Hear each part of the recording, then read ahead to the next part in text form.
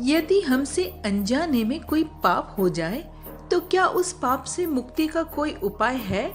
श्रीमद् भागवत के 6वें स्कंद में राजा परीक्षित ने शुक्रदेव जी से ऐसा प्रश्न किया था। बोले, भगवान, आपने 5वें स्कंद में जो नरकों का वर्णन किया उसे सुनकर तो गुरुवर रोंगटे खड़े हो जाते हैं।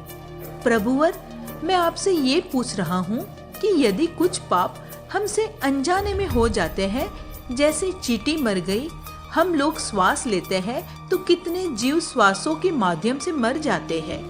भोजन बनाते समय लकड़ी जलाते हैं, उस लकड़ी में भी कितने जीव मर जाते हैं।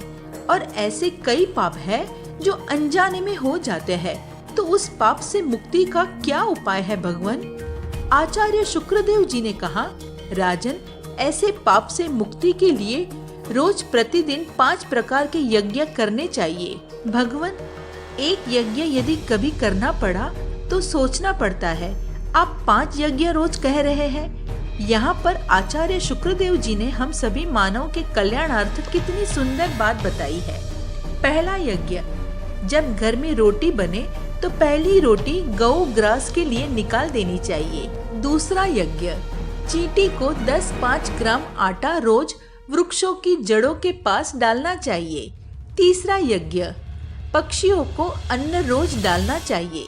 चौथा यज्ञ, आटे की गोली बनाकर रोज जलाशय में मछलियों को डालनी चाहिए।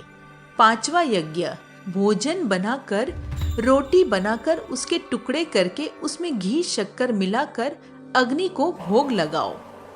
राजन, अतिथि सत्कार खूब करे। कोई भिखारी आवे तो उसे जूठा अन्न कभी भी भिक्षा में नहीं देना चाहिए।